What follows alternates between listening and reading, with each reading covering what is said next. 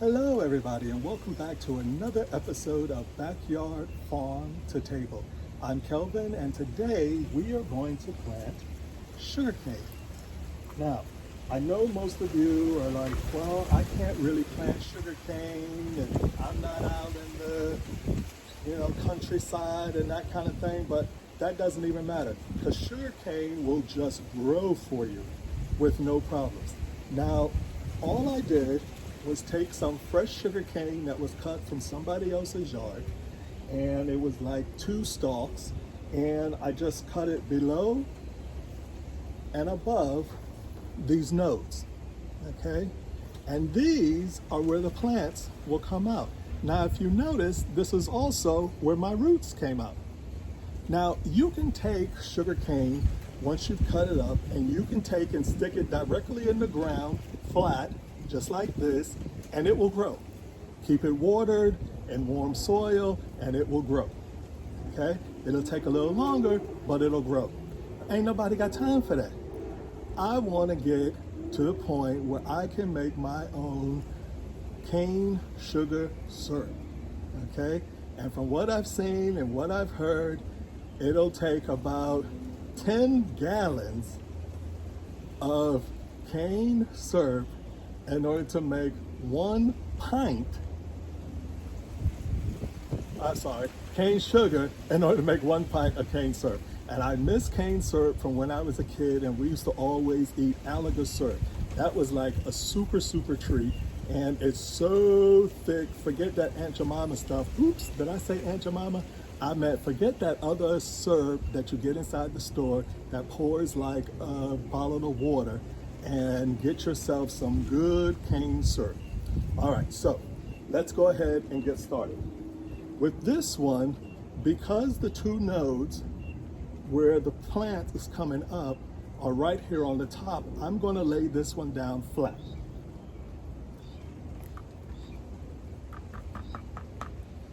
With this one, the 2 nodes are on the opposite sides, and they already have roots coming out both top and bottom.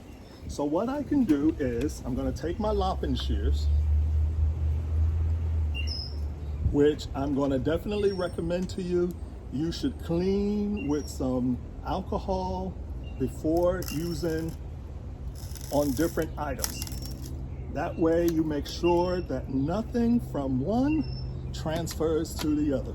It's the same reason why you take alcohol and clean your thermometer and such, and the doctors clean everything before they use it on one person and then use it for another person. All right, so now we've got 3, and these 2, because they're growing straight up and they're on opposite sides, I'm going to plant them straight up and down. Now, I could have planted it like this, had this one sticking up, and this one would have eventually come back around, but ain't nobody got time for that. So why not just go ahead and give it a helping hand and let it come. Now, you want to make sure that the side that it's actually pointing up is what comes up. Duh. But it doesn't sound so simple when you look at one like this, where it's not fully up in the air yet. So what you want to do is take a look at it and see how it's curving upwards like that. So when we set it in the ground, I want to take it and I want to put it down, okay? And then the roots will come up and everything, and it'll all be just fine. So that's 3, 4. This one, you know what? This one I'm going to do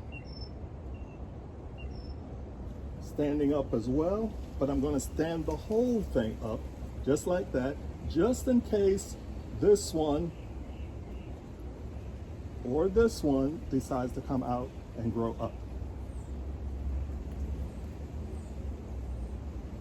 With this one, the roots came out at the middle and at the very bottom, but the only node to grow is at the very top. So that's the section that we're going to stick down. But because it's coming up just like that, I'm actually going to lay it down flat, and maybe in the future something will come up here and here. This one's got 1, 2, 3 So I'm going to plant it.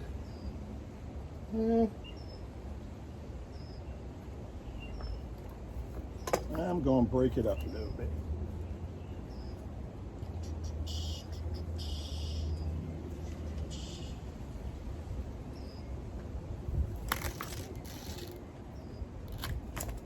And I'm going to go there and stick this one back in the water, see if roots actually come out, and then we can move on from there. And with this one, I'm going to lay it down flat as well, because they grow a little better that way, and in the future more will come out.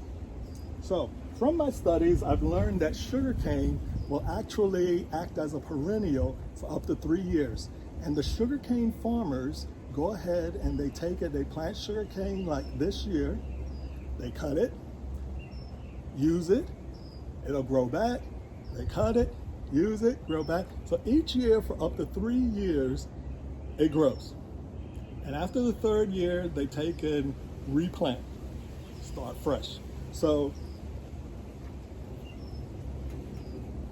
even though we bought this from someone, if you go to the supermarket and you find a stick that's not all dried out, then you can do the exact same thing I did. Just take it, either stick it straight down in the ground or stick it in a container of water so that it grows roots, and then you can stick it in the ground. So let's go ahead and get it in the ground now.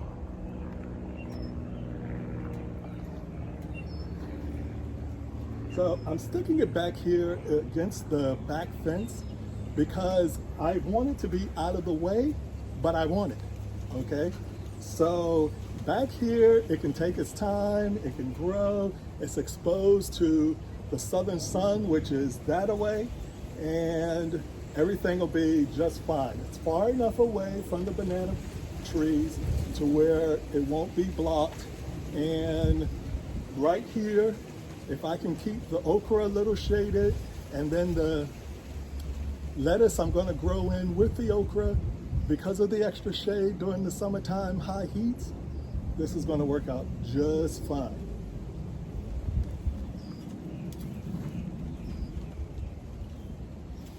So dig yourself a little trench for the ones you're going to lay flat.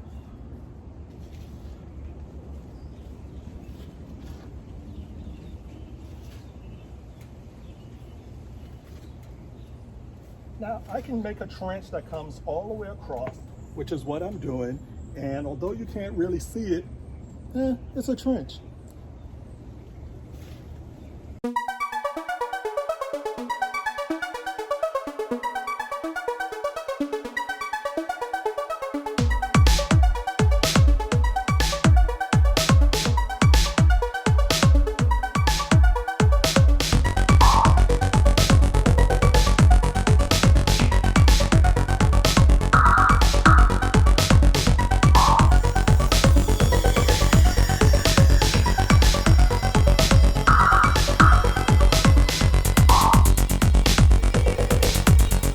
That's it. So that's our sugar cane, and this here will grow up in a few weeks and really start to take off. So, once again, that was sugar cane. I'll give you some updates as it grows all the way through harvest time, and we'll see you back next time right here on Backyard Farm to Table. Bye.